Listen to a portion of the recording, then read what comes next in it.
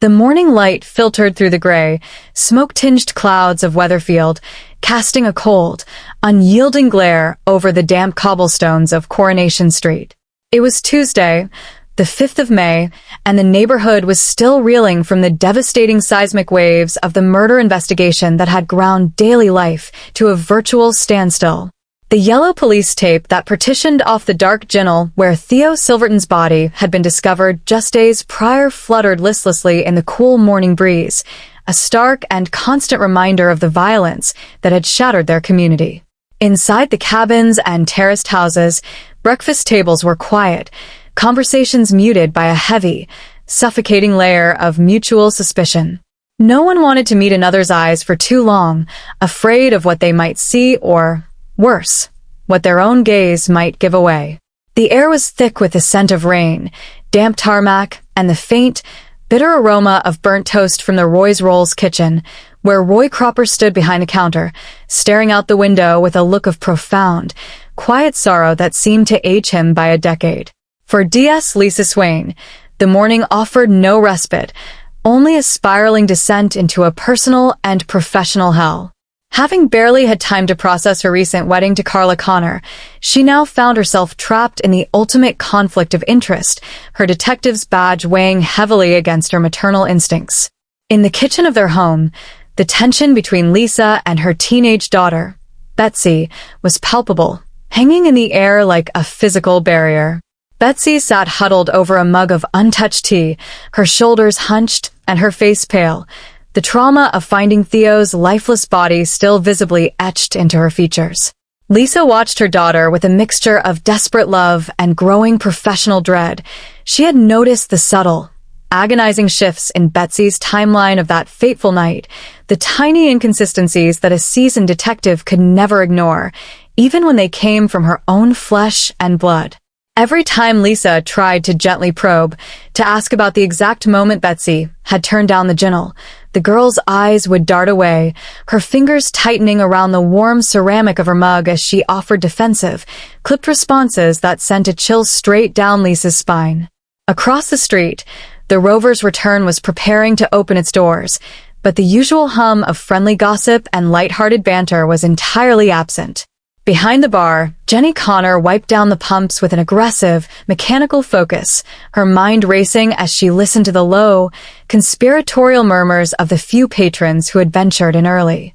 The local pub had transformed from a sanctuary of community spirit into a pressure cooker of rumors and accusations, where every resident was quietly compiling their own list of suspects. The primary name on everyone's lips, spoken in hushed, nervous tones, was Todd Grimshaw.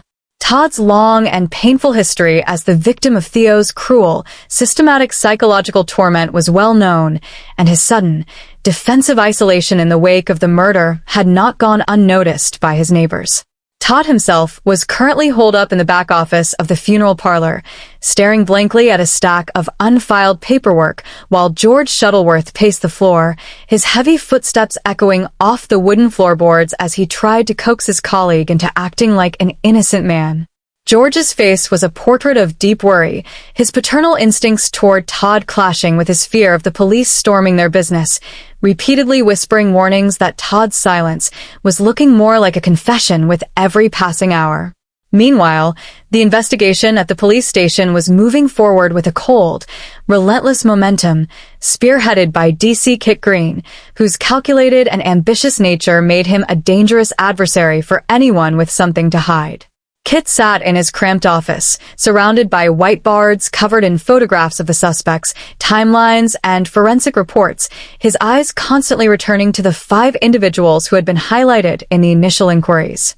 He was a man who smelled blood in the water, and he had no intention of letting personal relationships or community loyalties stand in the way of a career-defining arrest. Kit's focus was particularly sharp on Megan Walsh, whose volatile history with Theo and her visible, erratic distress since the body was found made her an incredibly soft target for interrogation. In the interview room, the atmosphere was sterile and intimidating, the bright fluorescent lights humming overhead as Kit systematically dismantled Megan's fragile composure, questioning her whereabouts on the night of the murder with a calm, predatory patience that slowly wore down her defenses until she was on the verge of tears. As the afternoon approached, the focus of the neighborhood's anxiety shifted toward the younger generation, who were proving to be far more deeply entangled in the darkness than anyone had realized. At the local school, the atmosphere was charged with an underlying malice that centered around Will Driscoll, a young man whose quiet exterior masked a deeply troubled and manipulative personality. In the crowded school corridor, amidst the slamming of lockers and the chatter of students rushing to their next classes, Will stood motionless, his gaze locked onto Sam Blakeman. The cold, unblinking intensity of Will's stare was designed to intimidate, a silent warning to the younger boy to keep his mouth shut about whatever he had witnessed. Sam, a naturally sensitive and observant child, felt a cold knot of fear tighten in his stomach as he tried to look away, his hands trembling as he clutched his schoolbooks to his chest. Will's presence on the street had become a source of growing unease, especially as rumors began to circulate that he was secretly plotting a dramatic exit from Weatherfield alongside Megan Walsh, a desperate plan to escape the tightening noose of the police investigation before the truth could catch up with them. The complexity of the situation was further compounded by the arrival of Jodie Ramsey, whose mysterious presence and hidden agenda continued to baffle both the residents and the police. Jodie had spent the morning lurking on the fringes of the street, her sharp eyes taking in every detail of the police activity, her cool demeanor suggesting a woman who was highly experienced in navigating dangerous waters.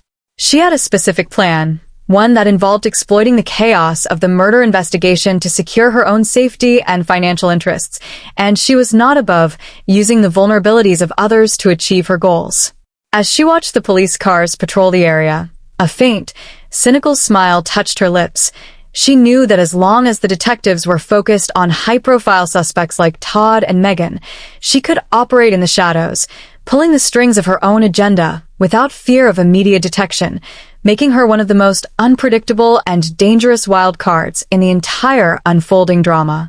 Back at the cafe, Roy Cropper's quiet concern for the community took a physical toll on him as he watched Carla Connor enter, her face pale and drawn from a sleepless night. Carla's marriage to Lisa, which should have been in its sweetest honeymoon phase, was instead being systematically poisoned by the murder, as Carla found herself caught between supporting her wife's demanding career and protecting those she cared about on the street. Roy poured her a cup of strong black coffee, placing it gently on the table before her without a word, his silent understanding offering more comfort than any clumsy attempts at reassurance could have. Carla sighed, rubbing her temples as she admitted to Roy that the atmosphere at home was becoming unlivable, with Lisa constantly pulled away by the case and the silent, unspoken accusations hanging between them like a physical wall. They both knew that the police were looking closely at the forensic evidence, and with the rumors of a weapon found near the Underworld factory, the threat was moving closer to home than either of them dared to openly acknowledge, leaving them to wonder if the nightmare of Theo Silverton's life would ultimately claim their own peace as its final victim. The fading afternoon light of Tuesday, the 5th of May, brought a chilling shift in the atmosphere of Weatherfield, as the long shadows of the terraced houses stretched across the cobblestones like grasping fingers. Inside the police station, the clinical brightness of the interrogation room stood in stark contrast to the gathering gloom outside, and DC Kit Green was turning up the heat. He paced the floor of the interview room with a slow, predatory rhythm, his eyes locked on Megan Walsh, whose initial defiance had completely crumbled into a state of raw, trembling exhaustion. Kit systematically laid out a series of crime scene photographs before her, pointing to the exact position of Theo Silverton's body and asking her to explain the discrepancies in her initial alibi with a voice that was deceptively soft, yet laced with absolute authority. Megan could feel the trap closing around her. Every word she spoke seemed to entangle her further in a web of circumstantial evidence, and the realization that she was being positioned as the prime suspect sent a wave of genuine panic through her, causing her to bury her face in her hands as the weight of her vulnerability threatened to crush her completely. Outside the station, the tension within the Swain-Connor marriage had begun to leak into the public eye, as Lisa and Carla crossed paths near the precinct's entrance in a moment that was charged with unspoken conflict. Lisa looked exhausted, the the dark circles under her eyes speaking to a sleepless night spent reviewing forensic reports and questioning her own daughter's integrity. Carla, standing with her coat collar turned up against the damp chill, tried to offer a supportive touch, but Lisa instinctively pulled back, her professional guard rising up like a steel shutter. The distance between them was growing by the hour. Lisa was terrified that her duty to the badge would force her to uncover a truth that could destroy her family, while Carla was fiercely protective of Betsy, believing that the police's relentless focus on the traumatized teenager was a cruel and unnecessary distraction from finding the real killer. Their brief, tense exchange ended with no resolution, only a cold silence that seemed to symbolize the fracturing of the life they had so recently promised to build together, leaving both women to return to their respective battles with a heavy sense of isolation. In the back of the funeral parlor, Todd Grimshaw was experiencing his own dark night of the soul as he stared out the small window into the alleyway where he had spent so many years trying to rebuild his life. George Shuttleworth's constant fretting was doing nothing to ease his nerves. Instead, it felt like a ticking clock reminding him that his time was rapidly running out. Todd knew that his silence looked damning, but he was paralyzed by the fear that telling the truth about his movements on the night of the murder would expose vulnerabilities he had fought desperately to hide. He thought back to the relentless psychological abuse he had suffered at Theo's hands, the quiet terror of being watched, and the deep, burning anger that had built up inside him until he had truly believed himself capable of anything. George sat down heavily in the chair opposite him, his voice cracking with emotion as he pleaded with Todd to speak to a solicitor, warning him that the police were already building a narrative that would make him the perfect scapegoat for a neighborhood that was desperate for closure, and a police force that was eager to deliver it. At the same time, the quiet malice of Will Driscoll was continuing to poison the younger generation's sense of safety, particularly for Sam Blakeman, who found himself unable to shake the memory of the chilling look Will had given him earlier. Sam sat in his bedroom, surrounded by his chess sets and books, but the comforting logic of his favorite games offered no escape from the chaotic and frightening reality of the street. He knew something. A tiny, seemingly insignificant detail about a vehicle he had seen parked near the Ginnel on the night of the wedding, but the sheer intensity of Will's intimidation tactics had convinced him that speaking out would put himself and his family in grave danger. Will, meanwhile, was busy finalizing his plans with a frantic energy, packing a single duffel bag in his room while constantly checking his phone for updates from Megan. He was desperate to escape the tightening dragnet of Weatherfield, believing that if they could just make it out of the area before the forensic results on the industrial cleaner were finalized, they might stand a chance of starting over far away from the dark history of the Silverton legacy.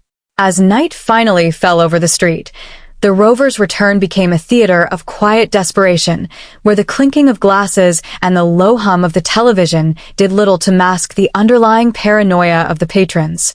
Jodie Ramsey sat alone in a corner booth, nursing a drink and observing the room with a cold, calculating detachment that set her apart from the anxious locals. She had spent the afternoon discreetly checking her own tracks, ensuring that her financial dealings with Theo were buried deep enough to escape Kit Green's initial sweep. Jodie knew that the key to her survival lay in letting the others destroy themselves. As long as the police were occupied with the highly emotional drama surrounding Todd, Megan, and the Swain family, her own quiet maneuvers would remain unnoticed. She watched as Gary Windass and Maria Connor spoke in hushed, urgent tones near the bar, their faces etched with the universal worry that had gripped every parent on the street, and she felt a cynical sense of satisfaction that her own detachment was her greatest shield. The final hour of the evening saw the investigation take a dramatic and unforeseen turn as a forensic team returned to the Ginnel, their searchlights cutting through the darkness to illuminate the damp brickwork once again. A search dog had flagged a specific area near a discarded pile of wooden pallets, leading the officers to discover a small, metallic object that had been overlooked during the initial sweep, a key card with the Underworld logo on it, partially covered in dirt but carrying traces of what appeared to be blood. The news of this discovery traveled fast, sending a fresh shockwave through the neighborhood and instantly shifting the focus of the investigation back toward the factory and anyone who had access to it during the wedding reception.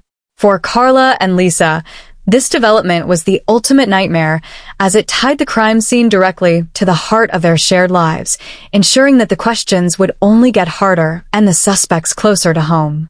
As the episode drew to its tense, unresolved conclusion, the camera panned slowly across the darkened street, capturing the silent, haunted faces of the residents through their windows. Todd stood by the funeral parlor glass, his reflection superimposed over the empty cobbles. Betsy sat on the edge of her bed, staring at her hands in the dark, and DC Kit Green stood before his whiteboard, slowly moving a marker toward a new name. The death of Theo Silverton had not brought the peace that many had secretly hoped for. Instead, it had acting as an anchor, dragging the entire community down into a dark undercurrent of suspicion, fear, and betrayal. The credits began to roll over the quiet hum of the street, leaving the audience with the heavy, undeniable certainty that the truth, when it finally emerged, would leave nothing and no one on Coronation Street unchanged.